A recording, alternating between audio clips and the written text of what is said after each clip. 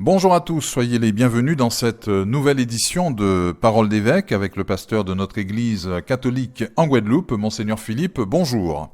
Bonjour Thierry, bonjour les auditeurs et auditrices de Radio Massabielle. Ce week-end, Monseigneur sera marqué par votre deuxième visite pastorale après le doyenné de Basse-Terre. Place à une partie du doyenné de Capesterre-Belle-Eau, singulièrement les Saintes. D'abord Terre de Bas, puis Terre de Haut, où vous serez jusqu'à dimanche soir. Voilà, ça sera une visite un peu particulière dans la mesure où, en fait, je vais, après faire la visite pastorale du doyenné de Trois-Rivières, Capesterre, Goyave, et voilà, Trois-Rivières dont fait partie aussi les Saintes. Mais avec la particularité des îles et la notion de déplacement, j'ai préféré faire à part la visite pastorale des Saintes, Terre de Haut. En plus, il y a Terre de Haut et Terre de Bas. Et donc, du coup, et puis aussi, beaucoup de paroissiens fidèles disaient au curé, mais on n'a pas encore vu l'évêque, il a déjà fait quasiment le tour des îles. Donc, du coup, on a décidé de prendre un peu plus de temps. Donc, je vais passer 3 jours pour prendre le temps aussi de sillonner finalement les deux îles, Terre de Haut et Terre de Bas, et d'être avec les fidèles. Et donc, faire la visite pastorale qui consistera, donc comme on peut-être déjà habitué, à rencontrer les paroisses, mais aussi les autorités civiles. Oui. Au programme de ce déplacement, donc plusieurs temps forts, chemin de croix à Terre de Bas, rencontre avec les groupes et associations de la paroisse, la messe de samedi soir à Petit-Anse et celle de dimanche à Terre de Haut, sans oublier les maires, vous l'avez dit, de ces deux localités que vous allez donc aussi rencontrer. Oui, tout à fait. Donc c'est un programme intéressant et je suis encore dans la mémoire et la joie de ce qu'on a pu vivre sur la visite pastorale du doyenné de Basse-Terre, où finalement, avec les rencontres attendues de ce que nous avions programmé à la fois, et comme nous ferons à Terre de Haut et Terre de Bas, les différents conseils pastoraux, rencontrer les mairies, très intéressant et enrichissant que de connaître le territoire à travers le prisme de civil et des maires. Et puis quelquefois les rencontres un peu plus inattendues de personnes qu'on peut croiser et avec qui on peut échanger. Donc c'est avec déjà impatience que j'attends de prendre le bateau en espérant que la mer sera clémente. Important également pour vous, Monseigneur, durant ces visites pastorales, de partager des moments de convivialité avec les fidèles. Oui, tout à fait. C'est quelquefois là où se jouent les choses, de rencontres un peu à la fois simples, de rencontres un peu ouvertes et de convivialité, qui allie aussi prière et convivialité.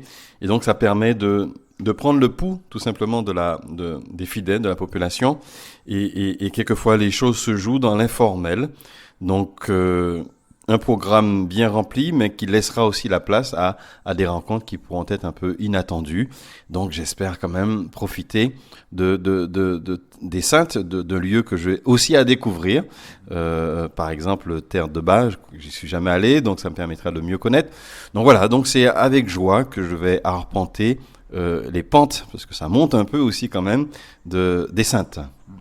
Voilà, une fois de plus, une belle illustration de votre volonté, non seulement d'aller aux périphéries, mais de prendre le temps de parcourir méthodiquement tout le diocèse.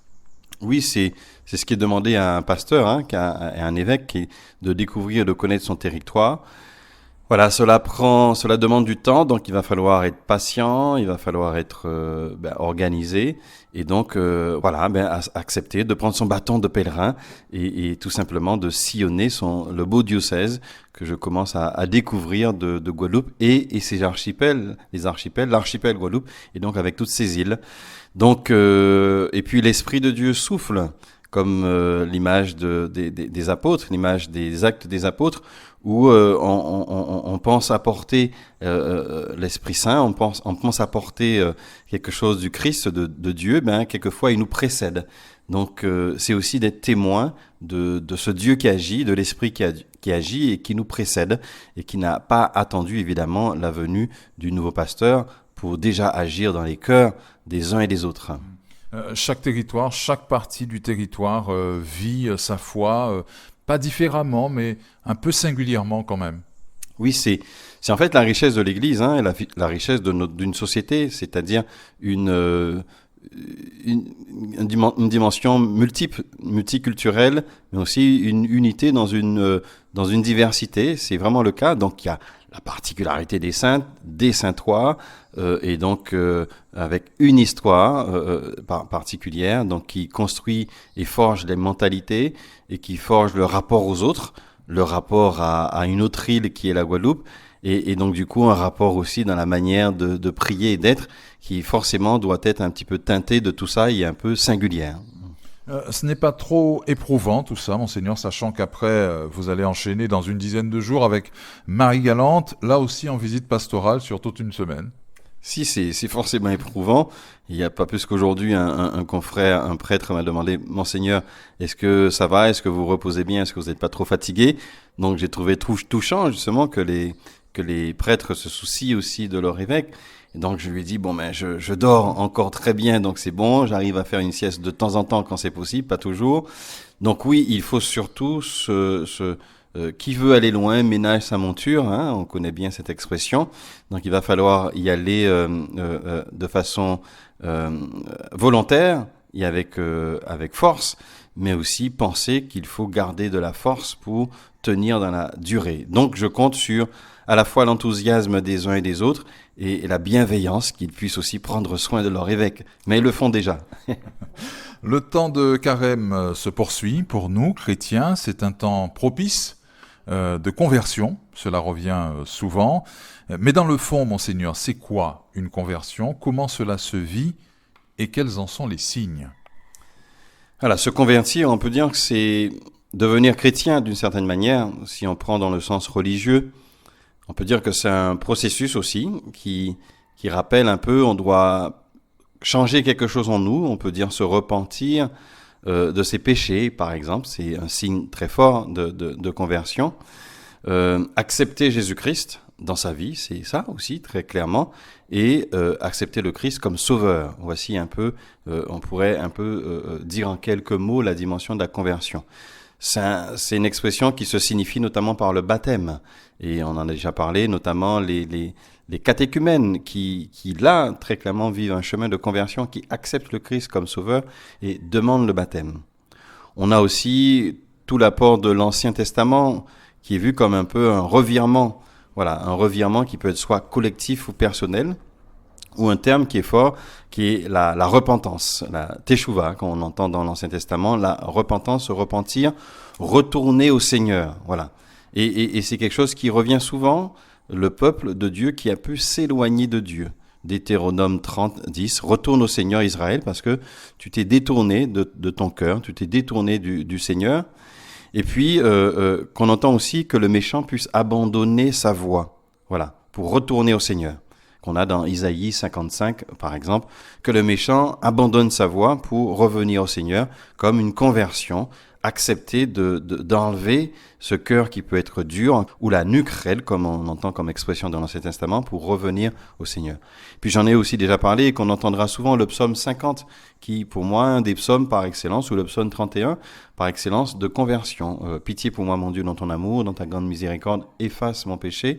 Voilà, pour dire qu'on a besoin de faire ce retour au Seigneur. Et puis, on a tout l'héritage, évidemment, du Nouveau Testament, qui veut dire très clairement se retourner, revenir sur ses pas, en sens contraire, voilà. Revenir sur ses pas pour rentrer en soi-même, pour revenir à la source dont on s'est éloigné. La source, on sait que c'est le Christ. Donc voilà un peu cette dimension de revirement total. On le retrouve notamment, par exemple, dans la parabole du fils prodigue, qui nous parle, qu'on sait, c'est ce jeune homme qui va demander son bien à son père, le père qui est aimant, qui va lui donner sa part, qui va partir et qui va finalement dilapider tous ses biens et qui va toucher le fond, voire même au point d'être avec les cochons, et qui va se dire, mais j'ai quand même mon père qui est là et qui est capable peut-être de m'accueillir parce que mon père m'aime. Et il va très clairement retourner sur ses pas. Donc, cette conversion, revenir au Seigneur, revenir à ce Père, et on sait que ce Père, c'est Dieu. Il y a aussi, on peut entendre dans cette dimension aussi, dans le sens de la conversion, comme je disais, un véritable retournement intérieur. Et puis on a des figures très fortes de la conversion. Saint Paul, apôtre, le célèbre Saint Paul apôtre qui, lui, martyrisait les chrétiens. Il va, on dit, tomber de son cheval, même si on n'a pas cette expression au sens fort, mais il tombe de son cheval, il devient aveugle, comme pour dire que, et il va retrouver la vue quand il y a un chemin de conversion qui va s'opérer, comme pour dire que quand on est sur la mauvaise route, on est aveuglé, et on peut prendre du coup n'importe quelle route, voire même tomber. Donc c'est une belle image chez Saint Paul, cette conversion qui veut dire qu'il change de route, mais aussi qu'il recouvre la vue pour être au clair dans son chemin vers Dieu.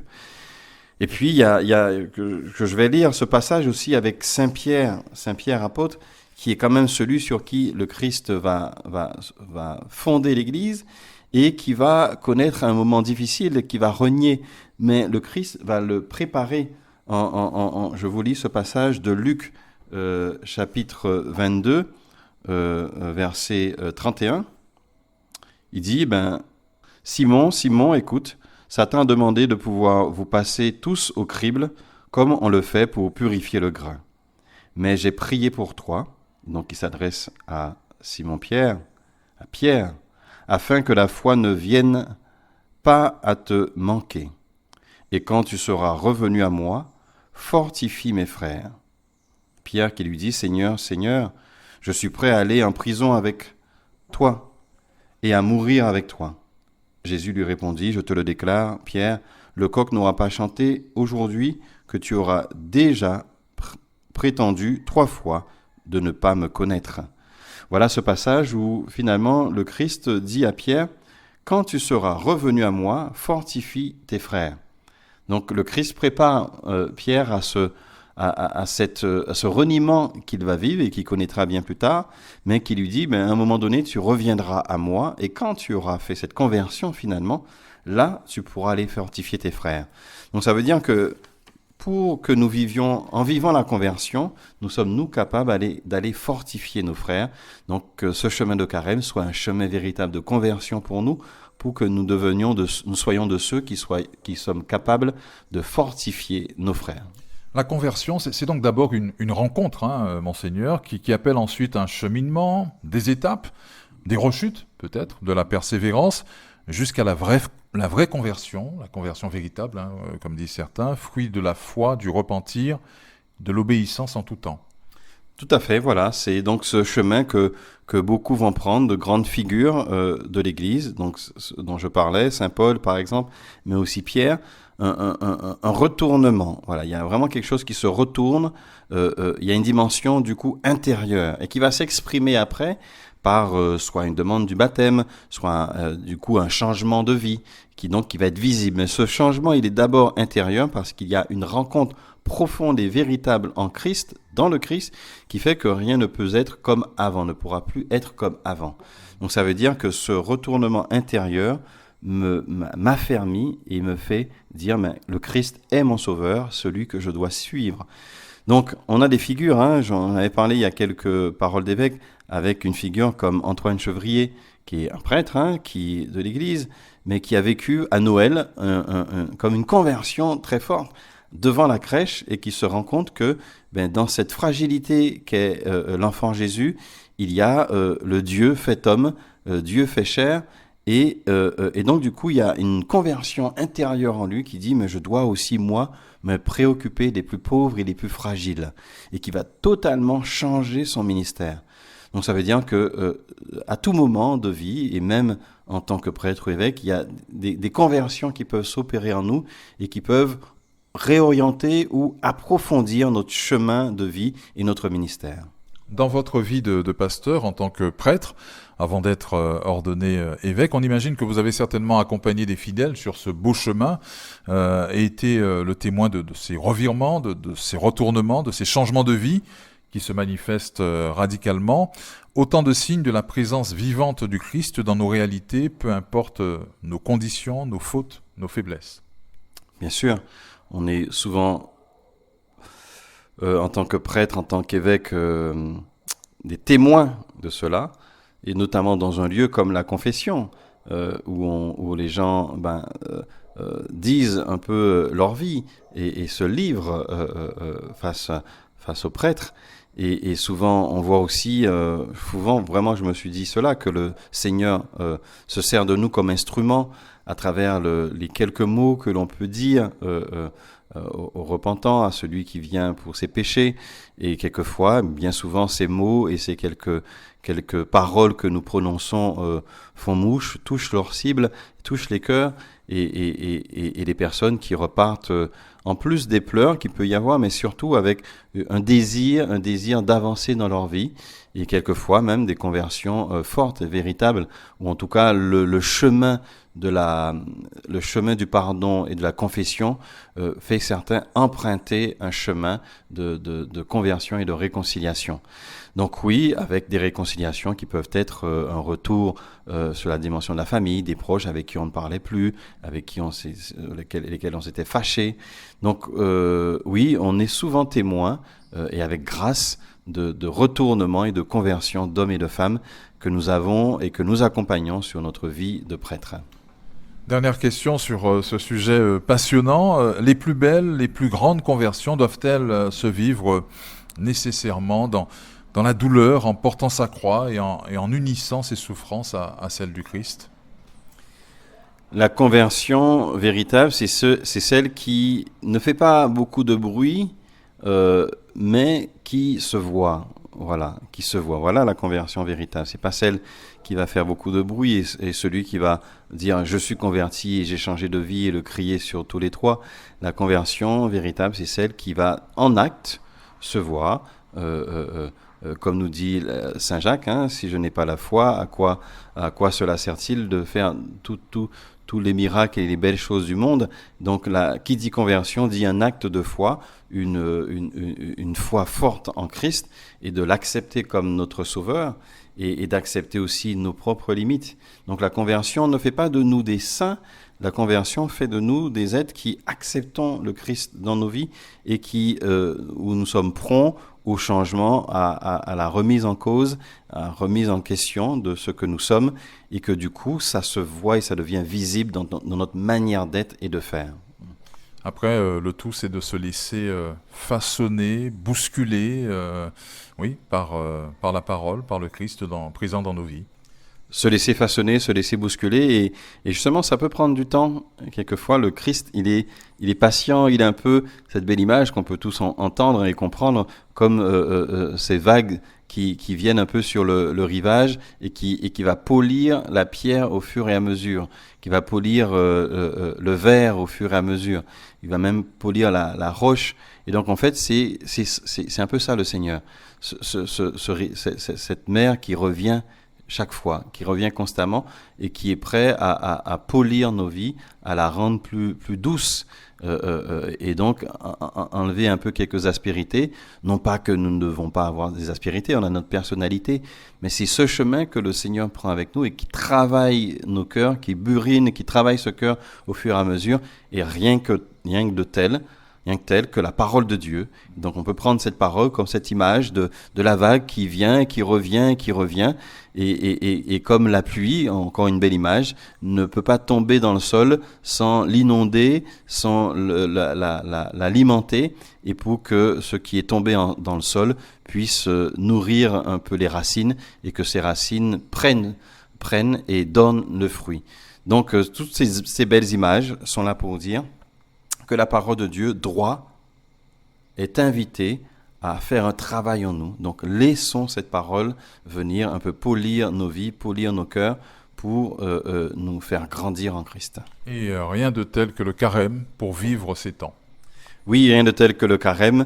On a bien vu qu'après le Covid, finalement, un des marqueurs d'un retour à l'Église a été le carême. Voilà, depuis les 2 dernières années, on a bien vu qu'à chaque carême, un peu plus de fidèles revenaient à l'Église, comme cette prise de conscience que ce temps important pouvait être un temps du retour à l'Église. Donc à nous aussi, évidemment, en communauté fidèle, de soigner ces temps par les chemins de croix, mais aussi, comme nous le faisons aussi par ces temps d'enseignement que vous pouvez suivre avec Facebook, Radio Massabielle, et ces temps d'affermissement, et où nous pouvons aussi inviter les amis à dire mais viens voir un peu ce qui se vit dans l'Église, et espérons que ce temps de carême soit un peu cet autre marqueur qui permette de nouveau que certains qui n'allaient plus ou allaient beaucoup moins à l'église reprennent ce chemin d'église. Dimanche, Monseigneur, ce sera donc le 3e dimanche de Carême. Nous méditerons l'évangile selon Saint Jean, en son chapitre 2, versets 13 à 25. « Détruisez ce sanctuaire et en 3 jours je le relèverai. » Oui, détruisez ce sanctuaire, en 3 jours je le relèverai. On sait que le sanctuaire, c'est le lieu aussi de l'actualisation permanente de l'amour de Dieu. Dieu qui a planté sa tente au milieu de nous. On a tout l'héritage de l'Ancien Testament autour de l'image du sanctuaire, du temple, le temple de Jérusalem, qui était le gardien de l'arche de l'Alliance. Voilà, le lieu saint par excellence, le lieu de la foi des Hébreux.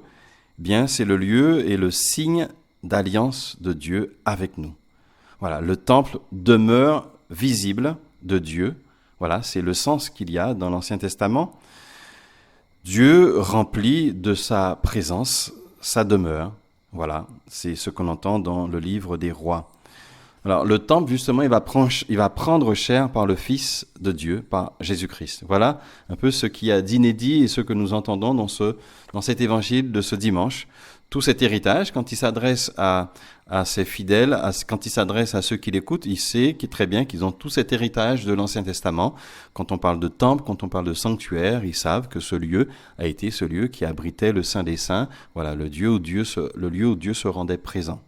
Et donc, détruisez ce temple, je le reconstruirai en 3 jours, eh bien, il devient ce temple vivant, le Christ ressuscité. Voilà, donc c'est pour ceux qui croient en lui, eh bien, nous acceptons et nous accueillons le Christ comme le temple de Dieu et qui fait du coup de nous des pierres vivantes. C'est là aussi c'est important. Nous devenons ce corps, voilà, ce corps avec ses différents membres avec le Christ comme tête, et qu'on comprendra bien après, par la résurrection du Christ, que ce fameux temple, c'est lui-même, mais aussi il nous fait entrer dans ce temple pour que nous devenions des pierres vivantes, des temples vivants avec et en Christ. Donc voilà tout ce qu'il y a comme théologie, comme christologie, et derrière cette simple phrase qu'on vient d'entendre et qu'on entend dans l'évangile de ce dimanche. Nous terminons, Monseigneur, par votre prière et votre bénédiction. Voilà, donc je fais le choix de prendre une prière c'est un peu un clin d'œil d'une certaine manière à l'église de Saint-Denis qui a accueilli le nouveau pasteur qui ira à Strasbourg comme archevêque, l'évêque Monseigneur Pascal Delannoy, qui a été mon co-consécrateur lors de l'ordination, donc il y a forcément un lien fort.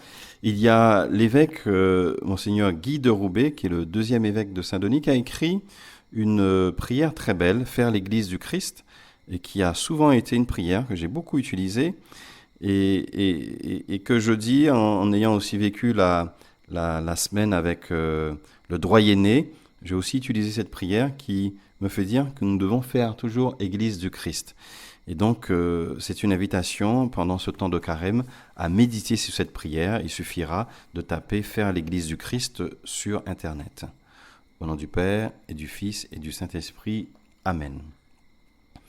Nous aimons notre Église avec ses limites et ses richesses. C'est notre mère. C'est pourquoi nous la respectons, tout en rêvant qu'elle soit toujours belle. Une Église où il fait bon vivre, où l'on peut respirer, dire ce que l'on pense. Une Église de liberté. Une Église qui écoute avant de parler, qui accueille au lieu de juger, qui pardonne sans vouloir condamner, qui annonce plutôt que de dénoncer. Une Église de miséricorde, une Église où le plus simple des frères comprendra ce que l'autre dira, où le plus savant des chefs saura qu'il ne sait pas, où tout le peuple manifestera. Une Église de sagesse, une Église où l'Esprit Saint pourra s'inviter parce que tout n'aura pas été prévu, réglé et décidé à l'avance. Une Église ouverte. Une Église où l'audace de faire du neuf sera plus forte que l'habitude de faire comme avant. Une Église où chacun pourra prier dans sa langue, s'exprimer dans sa culture, y exister avec son histoire. Une Église dont le peuple dira non pas « voyez comme ils sont organisés », mais voyez comme ils s'aiment. Une Église de nos villages, de nos communes, de nos quartiers, des rues et des cités. Église, de nos rues, de nos quartiers et des cités, tu es encore petite, mais tu avances. Église de Guadeloupe, tu es encore petite, mais tu avances. Tu es encore fragile, mais tu espères. Lève la tête et regarde, le Seigneur est avec toi. Et que le Seigneur vous bénisse, le Père et le Fils et le Saint-Esprit. Amen.